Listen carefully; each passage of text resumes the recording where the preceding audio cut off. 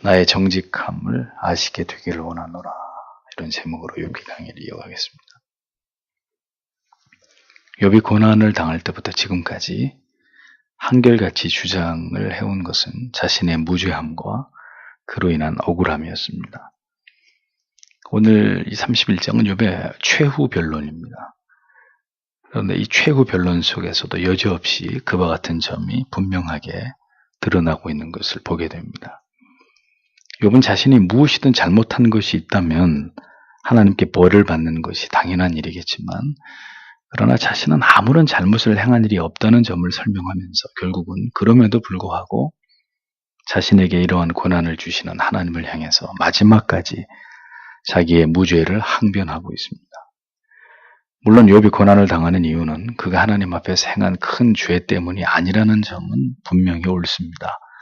그러므로 우리는 욥의 이 최후의 변론을 통해서 하나님 앞에서 성도가 어떠한 삶을 살아가기에 최선을 다해야 되는지를 생각해보고, 그러면서 동시에 그럼에도 불구하고 하나님 앞에서 조금 더 엎드릴 줄 모르고 자신의 의에 집착하면서 자신은 이러한 고통을 당할 이유가 없다고 말하고 있는 욥의 이 어리석은 태도를 함께 생각하면서 교훈을 얻어야 할 것입니다.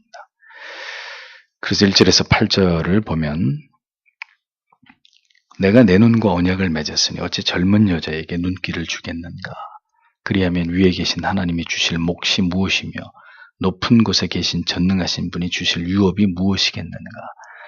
불의한 자에게는 재앙이 아니겠으며 악을 향하는 자에게는 불행이 아니겠느냐. 그분이 내 길들을 감찰하지 않으시며 내 모든 걸음을 세지 않으시겠느냐. 만일 내가 헛되이 다니며 내 발이 속이는 데 빨랐다면 그분이 공정한 저울로 나를 다실 것이니 하나님이 나의 순전함을 아실 것이다. 만일 내 걸음이 길에서 벗어나거나 내 마음이 내 눈을 따라가거나 내 손바닥에 더러운 것이 묻었다면 내가 씨를 뿌려도 타인이 먹으며 나의 소산이 뿌리까지 뽑힐 것이다. 이렇게 기록이 되어 있습니다. 욥은 자신이 얼마나 의를 행하기 위해서 노력했는지를 설명하면서 자기 스스로 자신의 눈과 언약을 맺었다. 이렇게 표현합니다. 그것은 자신 안에 있는 욕망을 제어하기 위해서 누가 시킨 것이 아니라 자기 자신이 자신에게 한 약속이었다는 거죠. 그러니까 욥은 자신의 영적인 정교를 위해서 스스로 자신에게 한 약속 가운데 하나가 무엇이냐, 처녀에게 주목하지 않겠다는 것이었다는 거죠. 자신의 아내가 아닌 다른 젊은 여인에게 매력을 느끼는 그런 악함을 자신은 결코 마음에 품지 않겠다고 자신에게 약속했다는 것입니다. 그리고 그렇게 한 이유는 다름이 아니라 자신이 그렇게 음란한 마음을 먹을 때 어찌 하나님 앞에 상을 받을 수 있겠느냐 하는 그러한 하나님에 대한 거룩한 강박 때문이었다고 이야기하는 거죠. 육적인 쾌락을 탐닉하는 자는 재앙과 불행이 닥치게 될 터인데, 자신의 모든 삶을 속속들이 감찰하시는 하나님께서 내가 만일 그렇게 악한 마음을 품었다면 그분이 가만히 계시지 않을 것이라고 욥은 그렇게 말하고 있습니다. 욥은 자신이 음란한 생각을 하지 않았다고 말하는 것은 그 자신이 당하는 모든 고난이 자신이 음란하였기 때문에 하나님께 이런 징벌을 받고 있는 것이 아니라는 것을 스스로 변호하기 위함이고, 자신은 이 행동뿐만이 아니라 내면으로 생각이나 마음으로까지도 사악한 죄를, 음란한 죄를 품지 않기 위해서 노력했다는 것을 증언하기 위함임을 알 수 있습니다. 그는 거듭 자신이 만약에 죄악의 길로 행하고 하나님을 속이는 삶을 살았다면 반드시 그 모든 것을 판단하시는 하나님의 공의의 저울에 달려서 자신의 모든 불의가 드러났을 것이지만, 자신은 순수하다는 것을 하나님께서 분명히 알고 계시리라고 자기는 확신한다고 이렇게 고백을 하고 있습니다. 그럼에도 불구하고 자신이 만약에 신앙의 바른 길에서 벗어나 치우쳤거나 자신이 자기의 어떤 소욕을 따라서 행했거나 자신이 죄악을 행했다면 자신이 뿌린 모든 것을 다른 사람들이 다 차지하고 자신의 모든 소득은 뿌리까지 뽑히는 일을 당하는 것이 당연한 일이 될 것이라고, 이렇게까지 지금 욥이 이야기하면서 자기의 결백을 강력하게 주장하고 있었다는 것. 하나님께서 보실 때 분명히 자신은 마음으로도 그리고 행동으로도 어떤 악을 행하지 않았다는 것을 아실 것이라고. 욥은 이렇게 마지막으로 다시 자신의 결백을 주장하고 있습니다. 이렇게 자기의 의를 주장하는 구조는 성경의 시편에서도 발견이 됩니다. 시편 26편에 보면 다윗이 스스로 무죄함에 대해서 탄원을 하나님께 고하는 시가 나오죠. 그 시편의 1절에 보면 이렇게 시작이 됩니다. 내가 나의 완전함에 행하여 싸우며 요동치 아니하고 여호와를 의지하여 싸우니 여호와여 나를 판단하소서. 이렇게 기록되어 있습니다.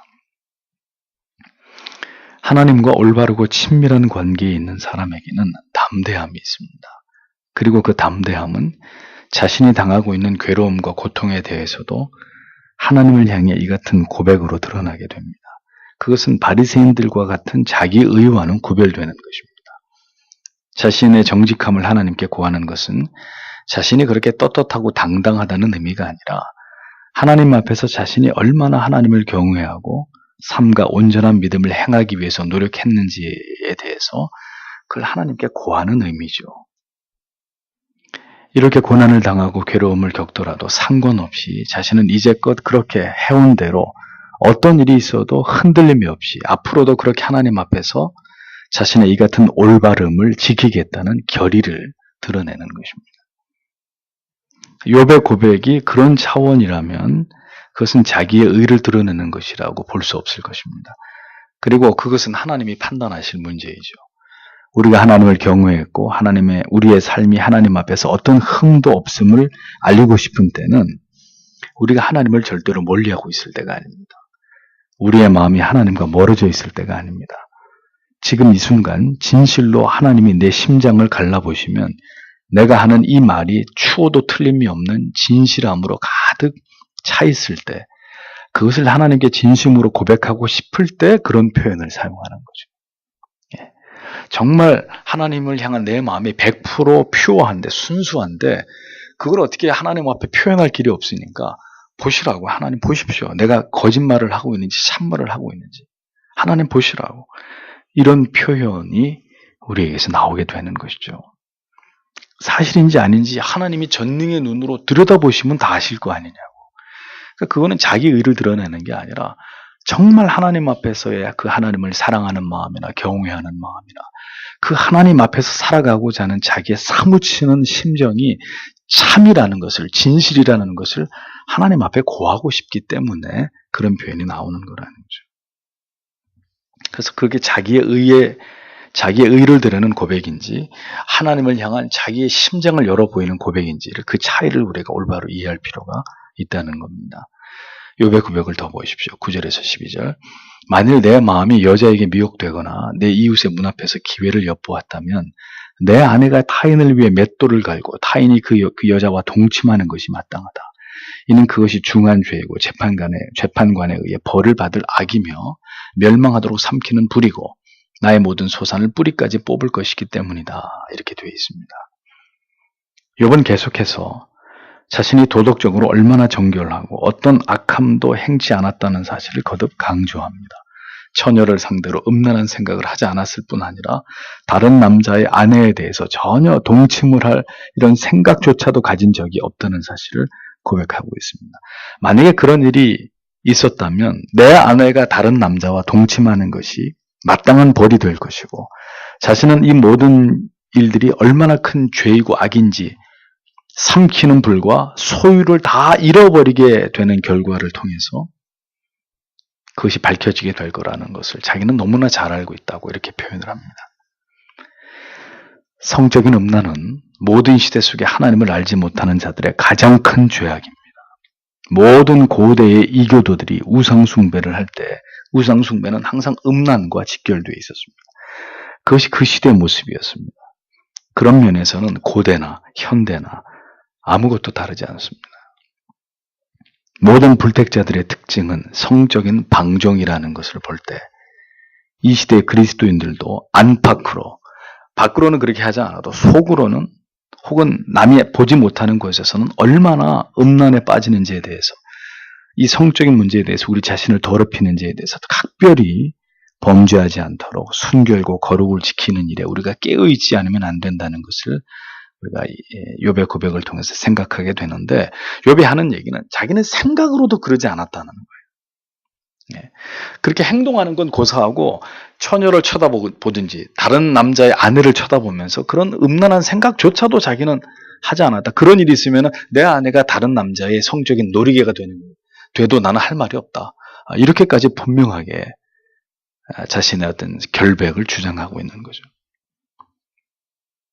그러니까 혹시라도 욥이 당하고 있는 고난이 그런 음란한 죄악의 결과라고 볼 수 있는 모든 오해들에 대해서 욥은 이렇게 구구절절히 자기가 그러한 더러운 죄에 대해서 어떤 자세와 태도를, 마음을 가지고 있었는지에 대해서 자기가 얼마나 그렇게 하나님 앞에 경건에 있어서 철두철미하기 위해서 노력했는지를 고백하고 있는 겁니다.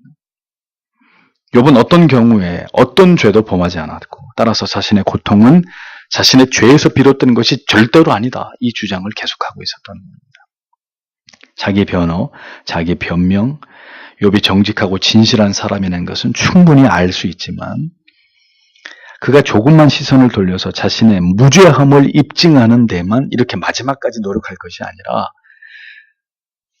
하나님의 뜻을 알기를 원하고, 하나님이 왜 나에게 이와 같은 고통을 주셨는지 그 하나님의 뜻을 알기를 원하고, 그 주권 앞에서 모든 것을 하나님께 맡기는 이런 겸손한 모습이 끝까지 나타나지 않는 부분은 참으로 아쉬운 부분이 아닐 수 없습니다. 우리는 욥의 이런 고백 속에 그가 얼마나 경건을 위해서 투철하게, 이런 면에서는 어찌 보면 우리보다 더 나음이 있다고 보아지는 이런 철두철미한 사람이었는지에 대해서 우리가 보면서 이런 부분에 대해서 욥의 경건을 본받아야 될 필요도 있지만, 그럼에도 불구하고 그것을 빙자해서 끝까지 자기는 아무런 죄도 저지르지 않았다, 이렇게 자기를 변호하는 것에 모든 자기 변론을 다 사용하고 하나님 앞에 겸손하게 하나님의 뜻을 묻는 이런 모습은 끝까지 보이지 않았다는 점에 대해서 아쉬운 것이라는 겁니다. 13절에서 23절을 보십시오. 만일 내 남종이나 여종이 내게 탄원할 때 내가 그들의 소명을 무시했다면 하나님이 일어나실 때 내가 어떻게 하며 그분이 심판하실 때 내가 무엇으로 대답하겠느냐?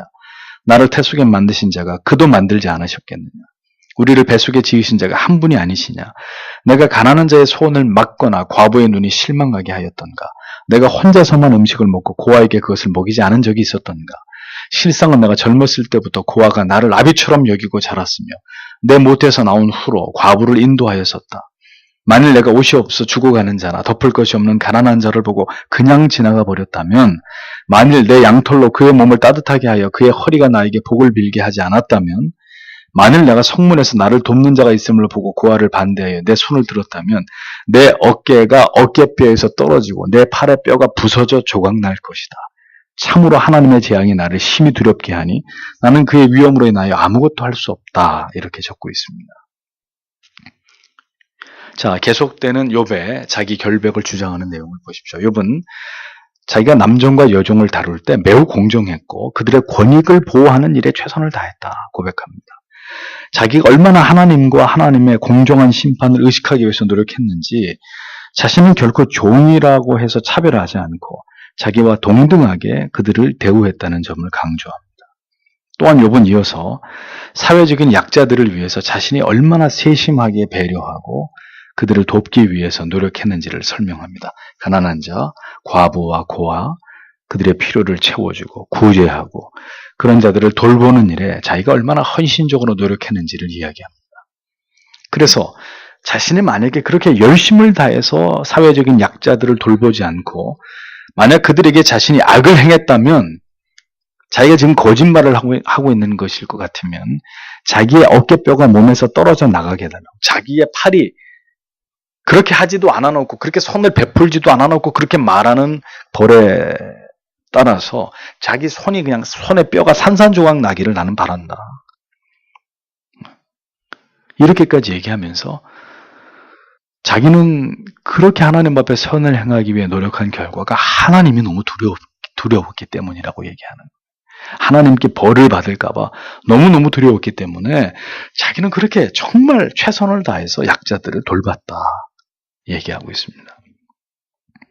그런 모든 선한 행실의 의도는 하나님을 경외하고 그 위험을 두려워했기 때문이다. 나의 모든 선한 행위의 동기는 하나님 때문이다. 이렇게 욥이 이야기를 하고 있습니다. 그러니까 욥의 이러한 면은 그가 하나님을 의식하면서 실제로 하나님 앞에서 얼마나 경건하게 살려고 몸부림쳤고 선한 행실을 하기 위해서 노력했는지를 보여주는 대목입니다. 그는 그렇게 하나님을 의식하면서 삶과 하나님 앞에서 행하고자 하는 대단한 열심이 있었던 인물임에 틀림이 없습니다. 그래서 하나님이 인정해 주시잖아요. 의인이라고. 그러니까 이런 부분에서 우리가 생각해 봐야 될 부분은 욥은 이렇게까지 마음으로도 그런 죄를 짓지 않으려고 했고 이미 자기가 남에게 선을 베풀 수 있을 만큼 거부가 되었기 때문에 또 자기의 재물을 이렇게 가난한 자들을 돕는 일에 기꺼이 사용하면서 하나님을 이렇게 의식하면서 살기 위해서 얼마나 노력했느냐라는 이런 어떤 그 욥 자신의 고백을 보면서 우리 자신을 한번 또 비춰볼 필요가 있는 거죠. 매 순간 하나님 앞에서 그 시선 앞에서 우리는 욥처럼 최선을 다하는 이런 어떤 하나님 앞에서의 신전의식을 가진 삶이 있어서 우리가 또 얼마나 우리 삶에서 열심을 내고 있는지는 욥의 이러한 고백 속에서 또 한번 살펴봐야 될 부분이 아닐 수 없는 거죠. 그러니까 보십시오. 신앙의 모든 면이 다 완전할 수 없습니다. 욥도 이런 삶의 모습은 하나님 앞에서 대단히 탁월했다는 것을 인정할 수밖에 없는 거죠. 그럼에도 불구하고 그렇게 자신이 부유하고 평안할 때가 아니라 자신에게 이런 혹독한 고난을 주셨을 때 그가 보이는 하나님에 대한 인식과 신앙에는 또 많은 결격들이 부족함들이 드러나고 있잖아요. 그러니까 하나님 앞에서 선을 향하는 것에 있어서는 누구 못지 않았지만 또 고난의 한복판에 들어가서는 그런데 하나님이 나한테 왜 이러시냐고 또 이런 하나님에 대한 무지 또 이러한 자기의 결백만을 너무나 중요하게 여기는 나머지 자신을 향한 하나님의 어떤 뜻과 섭리가 어디 있는지는 도무지 찾지 못하고 있는 이런 양면성들이 욥에게서 분명히 드러나고 있다는 거죠. 그래서 여러분들에게 저를 비롯한 여러분들에게 자주 드리는 말씀이 뭐냐? 신앙은 지식 그리고 행함의 균형이 중요하다는 거죠. 얼마나 많은 사람들이 무지하면서도 열심히 행하고 반대는 굉장히 많이 아는데 삶과 인격은 수반이 되지 않고 얼마나 많은 그리스도인들이 이 어떤 균형이 무너져 있는 한쪽으로 이렇게 치우쳐버리고 어느 한쪽만 기형적으로 이렇게 극대화되어 있는 이런 신앙생활을 하고 있는지 알 수 없습니다. 삶이 전혀 수반되지 않은 선한 행실의 열매가 전혀 없는 이런 신앙도 올바른 신앙이 아니고 선하고 바른 삶은 철저함에도 그것의 동기가 자기의가 되거나 혹은 그것만이 전부가 되어서 하나님의 뜻을 아는 일에 대해서는 전혀 무식하다면 이 양쪽 다 성숙한 신앙이라고 볼 수 없는 거라는 거죠. 욥은 평범한 사람들이 할 수 없는 많은 선한 일에 힘쓴 것은 틀림이 없습니다. 그런데 그럼에도 불구하고 그는 하나님을 원망하고 불평한 것 또한 그의 신앙에서 드러나고 있는 불일치와 모순이라는 것을 숨길 수 없습니다. 그래서 우리는 욥의 이런 모습을 통해서 신앙에서 이런 올바른 균형을 잡는 일이 이토록 어려운 일이라는 것을 깨닫게 되는 거죠. 24절에서 28절을 보십시오. 만일 내가 금을 내 소망으로 삼고 순금에게 너는 나의 의로 하는 것이다 하고 말했다면 만일 나의 재물이 풍부하고 내 손이 얻은 것이 많으므로 내가 기뻐했다면 만일 내가 태양이 빛나는 것과 달이 환하게 운행하는 것을 보고 내 마음이 가만히 유혹되어 내 입이 내 손에 입맞추었다면 그 역시 재판관에게 벌받을 악이니 이는 내가 높이 계신 하나님을 배반하였기 때문이다 라고 적고 있습니다. 욥은 재물, 금을, 황금을 의존하거나 그것을 숭배하거나 혹은 그 밖에 해와 달 같은 것을 우상으로 숭배하는 일을 일체 행하지 않았다고 고백합니다. 해와 달은 고대로부터 가장 강력한 우상 숭배의 대상이었습니다. 그러나 욥은 결코 다른 이교도들과 달리 그 자신이 그와 같은 것에 유혹을 받는 일이 결코 없었다고 강조합니다. 자기는 황금을 숭배하지도 않았고 당시 많은 이교도들이 숭배하는 해와 달을 숭배하려고 하는 그런 마음조차도 자기는 먹은 일이 없었다.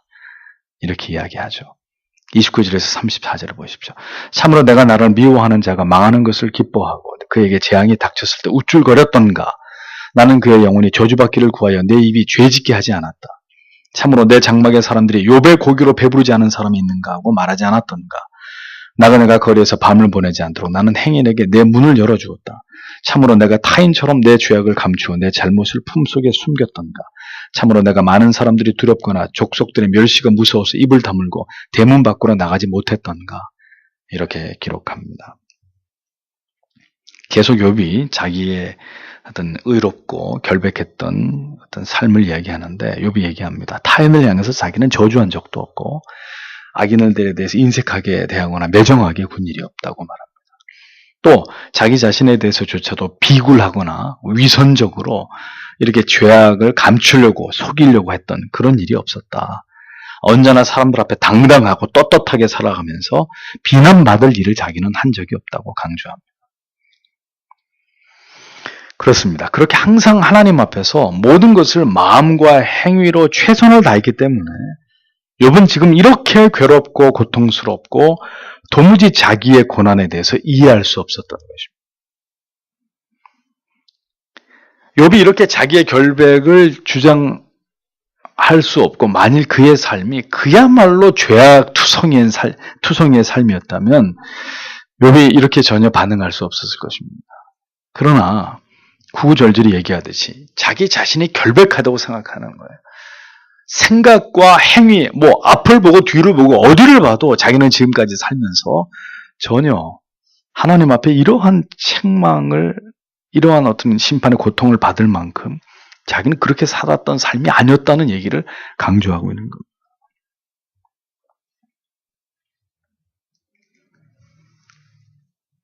문제는 하나님을 또 하나님을 신앙하는 것은 그런 지식과 말과 행동과 생각과 마음으로도 결코 완전해지는 것이 아니라는 점을 욥은 모르고 있었던 거죠. 그러니까 자기가 이렇게 살았으니까, 그러니까 나는 결백한 것이고, 그러니까 나 같은 사람이 이런 고통을 당하는 건 부당하다. 그러니까 하나님을 신앙하는 것은 무조건 착하게 살고, 그리고 하나님을 두려워하면서 마음과 생각으로도 악을 짓지 않으면 그걸로 완전해지는 것이라고 생각한, 이게 욥의 생각의 가장 잘못된 부분이었다는 거죠. 내가 어떻게 하면, 오늘도 나는 성경을 읽었고, 오늘도 새벽에 기도했고, 오늘도 내가 어느 누구에 대해서 내가 미움이나 분노의 감정을 갖지 않았으니까 오늘 하루 난 하나님 앞에서 참 잘 산 거야. 그 모든 것을 하나님 앞에 힘써 행했더라도 우리는 마지막 순간까지 하나님의 주권과 하나님의 권위에 순복하고 순종할 수 있어야 합니다. 즉, 이제 하나님께서는 나의 죄와 상관없이 혹은 나의 공로와 관계없이 내게 어떤 일을 행하고자 하실 때, 심지어 그것이 나의 모든 재산을 하루아침에 다 거두어 가시고 내 자녀들의 생명을 하루아침에 다 취하시고 철저하게 이 세상에서 이제 나 혼자가 되게 하시고 엄청난 육신의 고통이 몰려오는 질병을 주시고 믿었던 자들에게까지 모두 배신을 당하고 굴욕을 당하게 되는 일이 일어나더라도 하나님은 나에게 그렇게 하실 수 없는 분이 아니라 그렇게 하실 수 있는 분이라는 것을 인정하는 것. 신앙은 바로 거기까지 가야 한다는 것을 욥기는 이 어렵고 무거운 주제를 우리에게 말하고 있는 것입니다. 그러니까 우리가 그동안의 욥기 말씀을 쭉 들어봤지만 과연 하나님이 욥기를 통해서 우리에게 말씀하시는 이 정도의 신앙을 감당할 수 있는 사람이 얼마나 되겠는가. 이제 우리는 이러한 이제 진지한 생각을 갖게 되는 거죠. 오늘날 예수를 믿고 하나님의 자녀가 되어서 교회를 다니는 사람 가운데 하나님이 우리에게 요구하시는 믿음의 분량이 결국은 바로 여기까지라는 것을 알고 깨닫고 그리고 그러한 믿음 주심을 목적으로 삼아서 예수를 믿고 있는 사람이 오늘날 이 땅의 모든 그리스도인 가운데 몇 명이나 되겠느냐 하는 거죠. 그저 예수 믿으면 잘 되고 행복하고 평안하고 위로받고 충만하고 그게 전부라고 생각하는 그리스도인들에게 욥기는 엄청난 주제를 던지고 있는 거예요.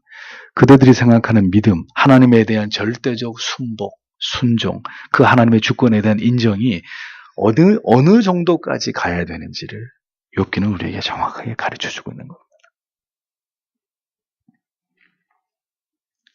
가야 할 길이 아직도 먼 거죠. 35절에서 40절을 보십시오. 누구든지 나의 말을 들어라. 나의 서명이 여기에 있으니 전능하신 분께서 내가 대답하시기를 원한다. 나를 고발하는 사람이 기록한 소송장이라도 있다면 참으로 내가 그것을 어깨에 매기도 하고 면류관처럼 머리에 쓰기도 하며 내 발걸음의 수요도 그분께 고하며 주권자처럼 그분께 가까이 나아갈 것이다. 만일 내 밭이 나를 대적하여 부르짖고 내 그 밭고랑들이 함께 애곡한다면 만일 내가 값을 내지 않고 그 소산물을 먹었거나 그 주인으로 생명을 잃게 하였다면 밀 대신에 찔레가 나고 보리 대신에 잡초가 나올 것이다. 이것으로 욥이 말이 그쳤다. 이렇게 적고 있습니다. 보십시오. 욥은 자신이 절대로 유죄가 아니라고 아직도 확신하고 있습니다. 그런 이유에서 그는 누구라도 만약에 나를 고소하려고 하면 고소장을 가지고 와라. 고소장. 그러니까 지금까지 여러 이 죄의 몫에 대해서는 자기가 얼마나 결백하다, 안팎으로 결백하다는 거에 대해서 욥이 스스로 변론을 했잖아요. 그러니까 최후의 변론에서 하는 얘기가 그럼에도 불구하고 누군지 너희들 중에 나를 고소하고 싶은 사람이 있으면 고소장을 나한테 가지고 와라. 그럼 내가 기꺼이 그 고소장을 내 어깨에 메고 혹은 왕관처럼 그것을 자랑스럽게 쓰고 머리에 쓰고 하나님 앞으로 나아가서 범죄자가 아닌 마치 군주처럼 보무도 당당하게 하나님 앞으로 나아가서 내가 결판을 볼 것이다. 이렇게 얘기하고 있습니다. 그 얘기는 무슨 뜻이에요? 자기는 머리끝부터 발끝까지 결백하다는 거예요. 누군들 나에게 고소하려고 가지고 와라. 내가 당당하게 그걸 가지고 하나님 앞에 가서 이 사람이 날 고소한 이 고소의 내용이 참인지 거짓인지 내가 하나님 앞에 가서 결판을 보겠다. 이렇게까지 욥이 지금 자신의 무죄를 확신하면서 그것을 주장하고 있는 그런 모습을 보여주는 거죠. 그러면서 마지막으로 또다시 자기의 결백을 주장하기를 만약에 토지를 경작하는 법을 따라서 자기가 자기의 땅을 관리하지 않아서 의인화시켜서 얘기합니다. 내 밭과 내 밭고랑이 만약에 나를 고소하면서 울부짖는다면 그리고 값을 지불하지 않고 땅의 소산물을 먹어서 그 땅 주인에게 내가 해를 끼쳤다면 나에게 찔레와 자풀이 자라가지고 그것으로 내가 부덕하고 악하다는 걸 증명할 것이고 나는 결국 난 패망하게 될 것이다. 마지막으로 이제는 사람에 대해서 자기가 잘못한 점이 없다는 것으로 끝나지 않고 나는 땅에 대해서도 사람 아니라 뭐에 대해서도 자기는 일체 잘못한 일이 없다고 이렇게 자신의 의의를 주장하고 있습니다. 마지막 최후의 변론에서도 욥은 자기가 하고 싶은 얘기가 뭐였느냐? 나는 결백하다. 결백하고 그것이었습니다. 성도 여러분, 신자의 삶이 제 말에 오해의 소지가 있습니다만 잘 이해하시길 바랍니다. 신자의 삶이 이 땅에서 죄를 짓지 않는 것이 목적입니까? 죄를 짓지 않고 살아가는 것만이 신자의 삶의 목적인가요? 궁극의 목적인가요? 죄를 짓지 않아야 되죠. 그러나 그렇게 죄를 짓지 않아야만 된다는 강박을 가지고 살아가는 것만이 신자의 목적이냐? 그거보다 더 위대한 존재의 이유와 목적이 있습니다. 하나님의 존재하심을 인정하고 그 주권과 통치하심에 대해서 어떤 경우에도 그것을 전적으로 순종하고 거기에 복종하고 그것을 인정하는 것이라는 거죠. 왜 그러냐? 죄를 짓지 않는 것만이 목적이 되어서 그렇게 신앙생활을 하다 보면 어떻게 될까요? 결국은 만약에 그래서 죄를 안 지었다면 자기 의에 빠지는 것이고 죄를 짓게 되면 끝없는 절망의 나락에 추락하게 되겠죠. 죄인이 하나님 앞에서 결백을 주장하는 것만큼 어리석고 또 어리석은 일은 없는 것입니다. 그것은 원죄와 자범죄를 통틀어서 부정하는, 그것을 무시하는 영적인 지독한 무지이죠. 하나님께서는 욥을 죄인으로 간주하셔서 그를 시험하신 것이 결코 아니었습니다. 그럼에도 불구하고 욥은 자기가 죄인이 아니라는 점만을, 자기의 결백을 입증하는 것만이 그 모든 자신의 논리의 주장에 핵심이었다는 것을 우리는 여기까지의 욥의 최종 변론을 통해서 확인할 수 있습니다. 그거 외에 욥은 다른 것은 생각하지도 않는 거예요. 시종여일하게 나는 억울하다, 나는 억울하다, 나는 죄가 없다. 하나님이 왜 나한테 그러는지 나는 도무지 그 이유를 알 수 없다. 처음부터 끝까지. 욥은 완전 무교를 주장하고 있습니다. 그렇게 자기가 완전하다고, 나는 결백하다고, 나는 아무 문제가 없다고 말하는 것을 하나님이 기뻐하시고 인정하실까요? 욥은 이제 폭풍 가운데서 말씀하시는 하나님과 대면해야 되고, 이제 그 하나님의 질문에 답변을 해야만 할 것입니다. 고난은 우리에게 틀림없이 힘든 고통임에 틀림이 없습니다. 그러나 고난을 주신 이유는 우리의 결백을 주장하도록 하기 위함이 결코 아닙니다.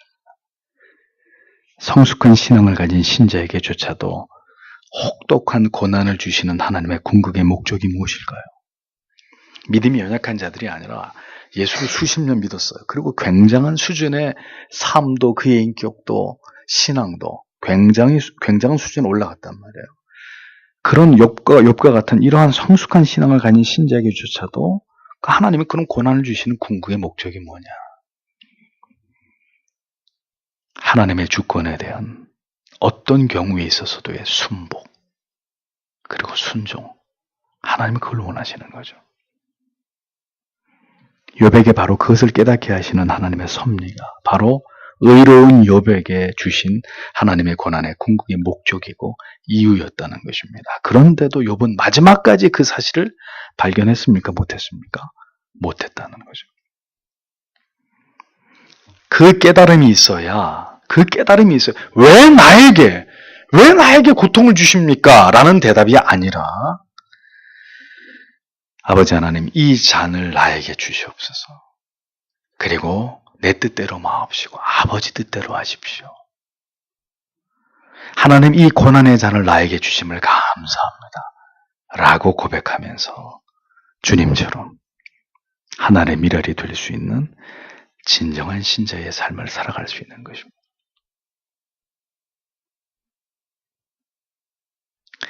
그 믿음이 있어야 순교의 자리에 설 거 아니에요. 에? 하나님 저한테 왜 이러십니까? 이런 믿음을 가진 사람이 어떻게 주를 위해서 참수를 당하고 불의 산채로 타 죽고 팔다리가 끊겨나가는 그런 극도의 고문을 당하고 주를 위해 목숨을 버릴 수 있겠습니까? 하나님 저한테 왜 이러시는 겁니까? 제가 뭘 잘못했다고? 이런 믿음을 가지고 우리가 어떻게 예수 때문에 가장 귀한 것을 버릴 수 있겠냔 말이죠. 그래서 성경은 욥기를 통해서 그 이야기를 우리에게 하고 있는 것입니다. 그런데 우리는 아직도 어떤 일이 생기면 아니 하나님이 왜 나한테? 이 생각이 제일 먼저 드는 거예요. 왜 하필이면 나를? 왜 우리 집에, 우리 가정에?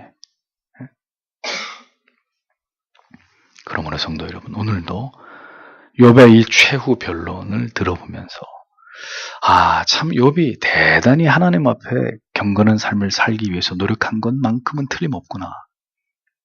그런데 거기까지였구나.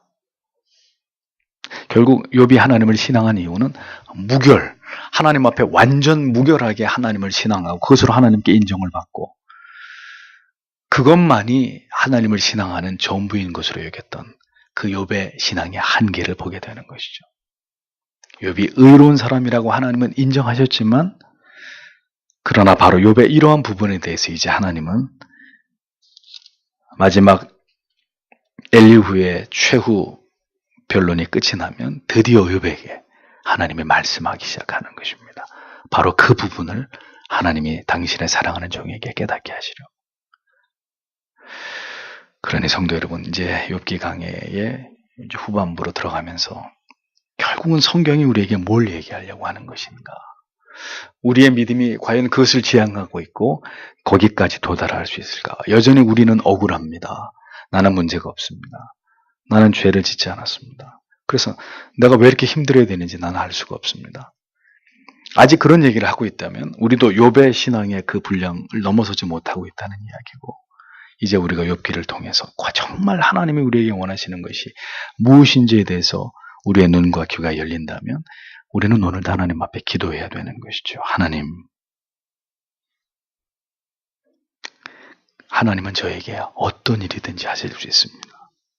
그리고 그 일을 행하시는 하나님은 저에게 언제까지 선하신 아버지가 되십니다. 우리에게 설사 어떤 불행이 찾아오더라도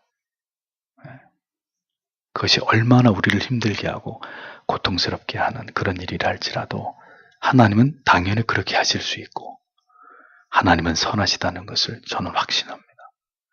결국 거기까지가 하나님이 우리에게 요구하시는 신앙이고 신자가 도달해야 될 목표입니다. 쉽지 않습니다. 성도 여러분. 하나님의 은혜가 임하고 우리로 하여금 그 가치, 그 믿음의 가치를 깨닫게 하고 보게 하시는 눈과 귀와 마음이 열리지 않으면 많은 사람들이 거기까지 가지 못하고 중도에서 신앙을 다 포기하고 말 것입니다. 하나님께서 우리에게 이러한 말씀을 깨닫게 해주셨을 때는 우리의 믿음이 그 분량에까지 이르기를 원하시기 때문이겠죠. 오늘도 하나님 우리는 할 수 없지만 하나님의 은혜를 주셔서 그러한 믿음, 그것이 명실공히 하나님의 주권을 인정하는 믿음이다. 아니 좋고 즐겁고 행복하고 신바람을 낼 때는 누가 하나님이 했다고 말하지 않겠습니까? 누가 하나님이 좋으신 분이라고 말하지 않겠습니까? 오늘도 이 깨달음 앞에 하나님 앞에 우리가 마음을 또 다해서 하나님이 원하시는 뜻을 향해 기도해야 될 줄 압니다. 기도하겠습니다.